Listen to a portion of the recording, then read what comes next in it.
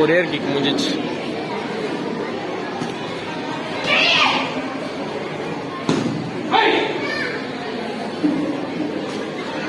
ஒரு கிக் கூட முடிச்சிடலாம்.